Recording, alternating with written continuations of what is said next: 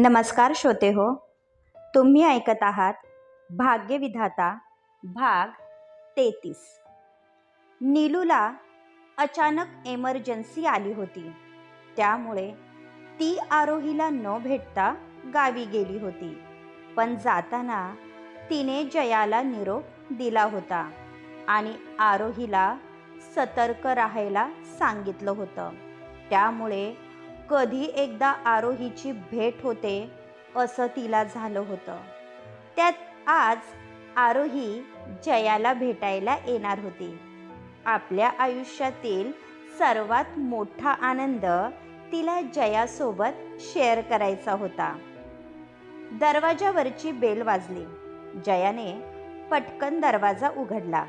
आरोही, मी तुझीच वाट पाहत होते, तुला सांगायचं होतं की जया जया, आज मी किती खुश आहे हे शब्दात सांगण्यासारखं नाही। मला तर आनंदाने नाचावंसं वाटत आहे। मला स्वतःच्या नशिबावर हेवा वाटत आहे। तू बरोबर म्हणाली होतीस, एक दिवस एक राजकुमार येईल आणि माझी प्रत्येक संकटातून कायमची सुटका करेल। मला माझा राजकुमार मिळाला आहे। विश्वजितच्या रूपामध्ये मला माझे सर्वस्व मिळाले आहे। जयाचं वाक्य तोडत आरोही स्वतःच्या भावना व्यक्त करत होती। विश्वजित सर आणि तू, माझा तर विश्वास बसत नाही। जयाला पण आनंद झाला होता। त्यांनी मला लग्नासाठी प्रपोज केला आहे। आता फक्त काही दिवसांचा अवधी, त्यानंतर मी मिसेस आरोही विश्वजित पाटील असणार आहे। मिसेस पाटील, विचार करून अंगावर शहारा येत आहे। विश्वजितचं नाव घेताच आरोहीचे गाल ब्लश करायला लागले होते। मी देवाचे आभार मानते, त्याने तुझ्या वाट्याला आमच्यासारखं आयुष्य दिलं नाही, नाहीतर मी स्वतःला कधीच माफ करू शकले नसते। जया डोळ्यातलं पाणी टिपत म्हणाली, आजपासून तू सुद्धा या समाजात तहाट मान करून जगणार आहेस। तू लवकर तयार हो, आपल्याला पाटील इंडस्ट्रीमध्ये जायचं आहे।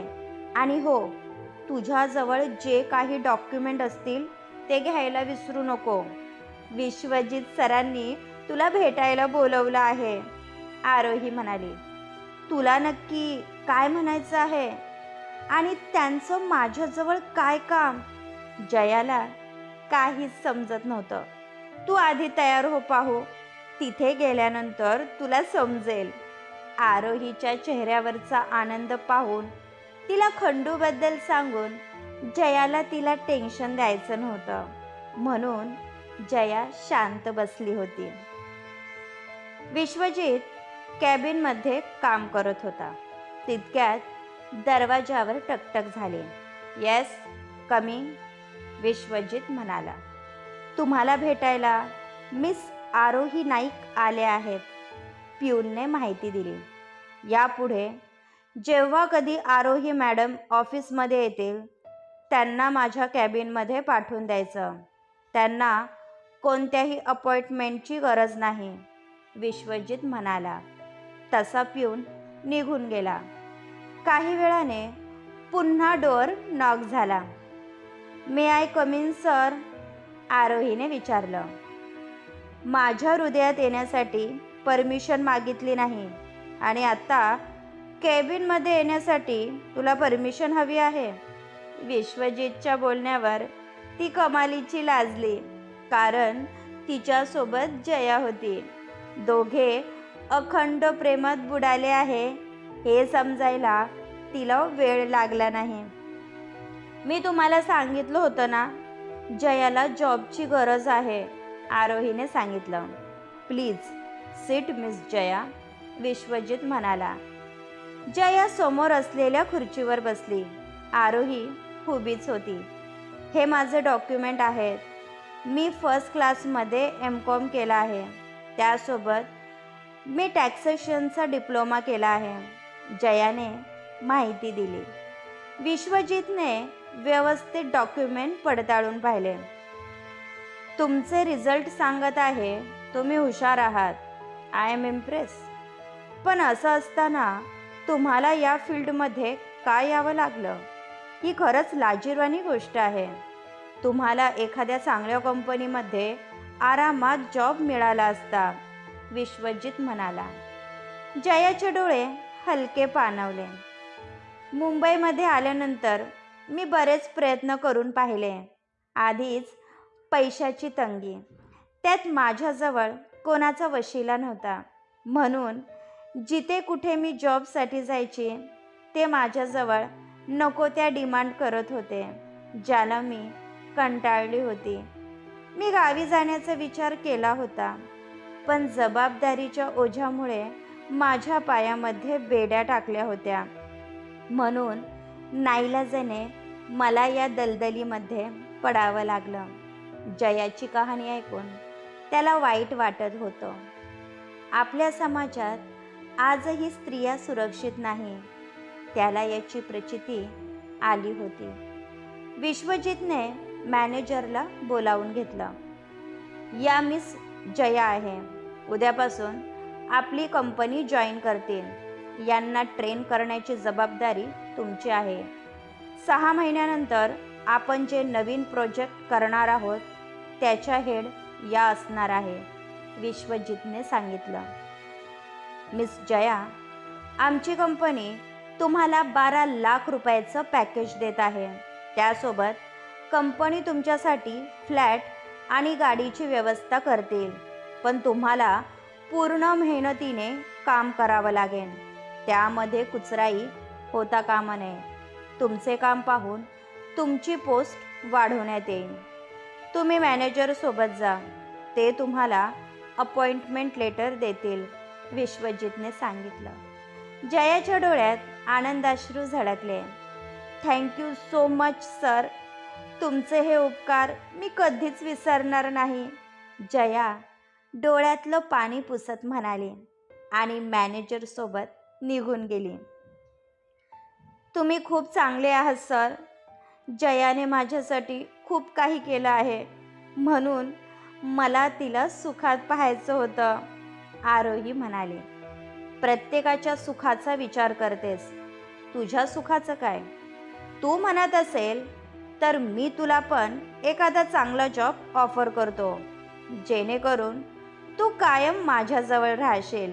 विश्वजितने तिचा हात पकडला आणि तिला जवळ ओढलं आणि आरोही त्याच्या मांडीवर बसली. सोडा ना सर, हे ऑफिस आहे, कोणी पाहिलं तर काय विचार करतील? आरोही कमालीची घाबरली होती. या ठिकाणी मी बॉस आहे, म्हणून माझ्या मर्जीशिवाय तू कुठेही जाणार नाही. आधी एक किस दे, त्याशिवाय तुझी सुटका नाही, विश्वजित मिश्किल हसत म्हणाला. तुम्हाला कसं समजत नाही सर, मी घरी आल्यानंतर देते, पण यावेळी मला जाऊ द्या, आरोही म्हणाली. आधीच त्याचे हात तिच्या पाठीवर फिरत होते. माझा दिवस चांगला जाईल म्हणून सांगत होतो. विश्वजित तिच्या ओठांजवळ झुकला आणि अलगद तिचे ओठ आपल्या ओठात बंदिस्त केले. तसा तिचा प्रतिकार मावळला. तिने एका हाताने त्याचे केस घट्ट पकडले आणि त्याला आणखी आपल्या जवळ ओढले. काही वेळाने तो शांत झाला. तिने अलगद आपले ओठ विलग केले आणि एकटक त्याच्या डोळ्यात पाहत राहिले. पण माहिती नाही तिला काय झालं होतं. तिने पुन्हा त्याच्या ओठांवर ओठ टेकवले आणि त्याच्या चेहऱ्यावर अलगद हात फिरवला. तुम्ही नेहमी दुसऱ्यांची मदत करण्यासाठी तत्पर असतात, कायम असेच राहा, आरोहीने त्याच्या कपाळावर ओठ टेकवले आणि त्याला आपल्या छातीशी कवटाळले. यावेळी तो जे फील करत होता ते शब्दात सांगण्यासारखे नव्हते.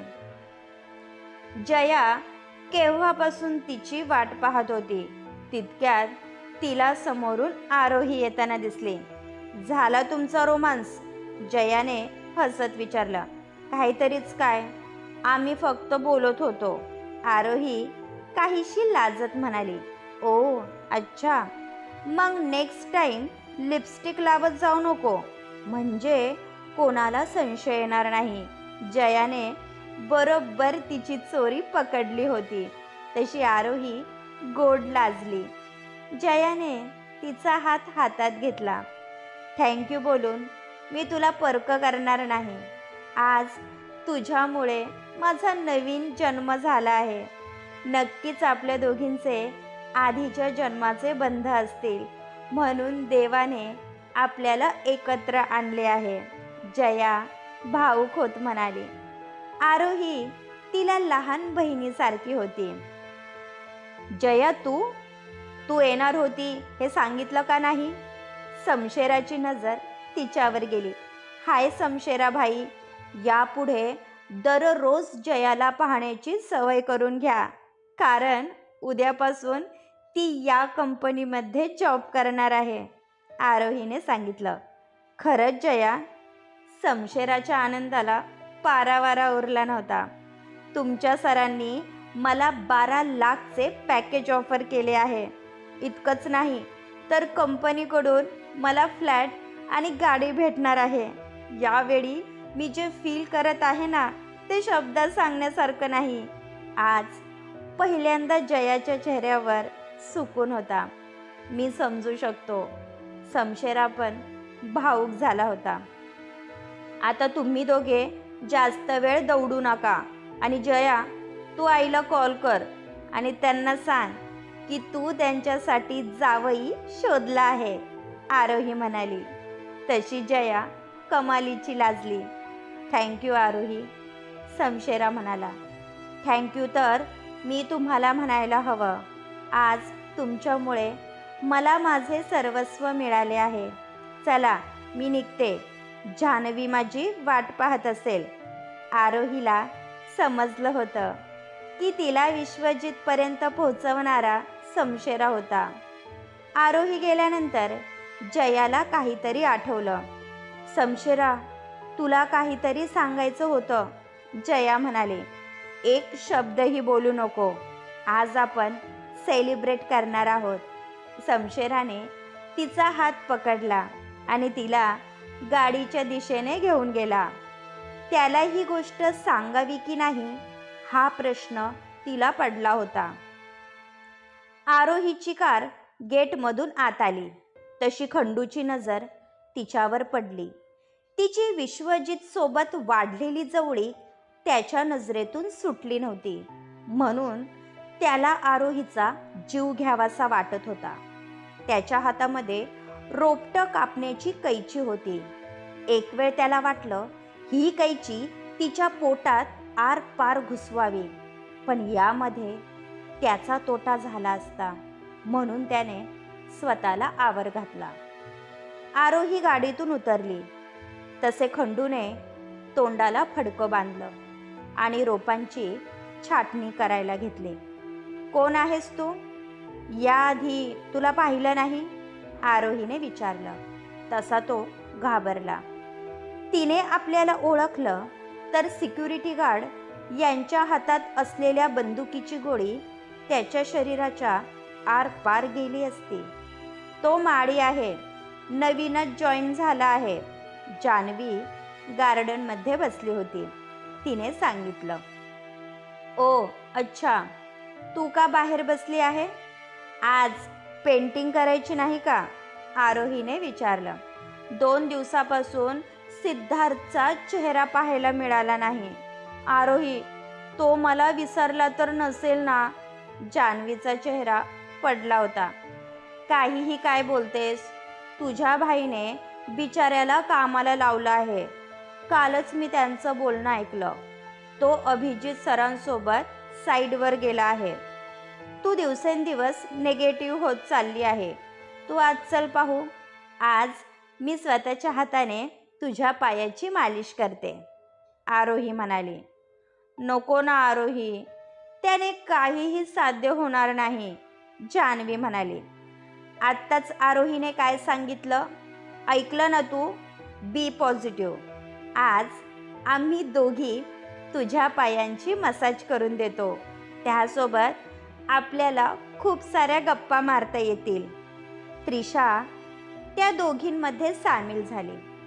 पण तिचं मध्येच असं लुडबुड करणं जान्हवीला अजिबात आवडत नव्हतं. पण तिला सांगून उपयोग नव्हता. तुम्ही जान्हवी मॅडमला घेऊन चला, मी मेडिसिन घेऊन आले, आरोही म्हणाली. तसे त्रिशा तिची व्हीलचेअर आतमध्ये घेऊन गेली.